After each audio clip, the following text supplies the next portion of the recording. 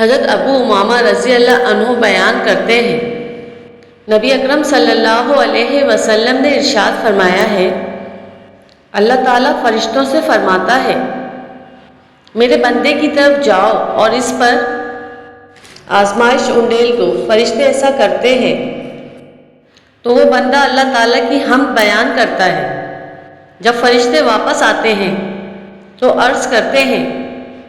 اے ہمارے پروردگار، جس طرح تو نے ہمیں حکم دیا تھا اس کے مطابق ہم نے اس پر آزمائش ڈال دی تھی۔ پروردگار فرماتا ہے، تم واپس جاؤ، میں اس بات کو پسند کرتا ہوں کہ میں اس کی آواز سنوں۔ مسلمان جب بیمار ہوتا ہے تو اللہ تعالیٰ اپنے فرشتوں کی طرف وحی کر کے یہ فرماتا ہے، اے میرے فرشتوں، میں نے اپنے بندے کو اپنی ایک بیڑی میں پابند کر دیا ہے، اگر میں اس کو قبض کر لوں گا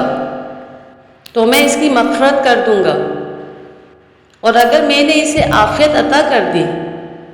یعنی اس آزمائش سے نجات دے دی تو اس کا جسم ایسا ہوگا کہ اس کی مغفرت ہو چکی ہوگی اور اس کا کوئی گناہ نہیں ہوگا۔ حضرت ابو انبا خولانی رضی اللہ عنہ بیان کرتے ہیں، نبی اکرم صلی اللہ علیہ وسلم نے ارشاد فرمایا، جب اللہ تعالیٰ کسی بندے کے بارے میں بھلائی کا ارادہ کرتا ہے تو اسے آزمائش کا شکار کر دیتا ہے، اور جب اسے آزمائش کا شکار کرتا ہے تو اسے مشقت کا شکار کر دیتا ہے۔ لوگوں نے عرض کی، یا رسول اللہ صلی اللہ علیہ وسلم، اسے مشقت کا شکار کرنے سے مراد کیا ہے؟ نبی اکرم صلی اللہ علیہ وسلم نے ارشاد فرمایا، وہ اس کے اہل خانہ اور مال کو اس کے لیے نہیں رہنے دیتا۔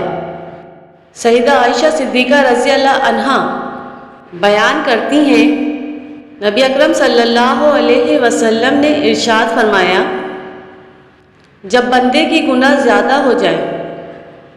اور اس کی کوئی ایسی چیز نہ ہو جو ان گناہوں کو ختم کر سکے تو اللہ تعالیٰ اسے غم کی آزمائش میں مبتلا کرتا ہے تاکہ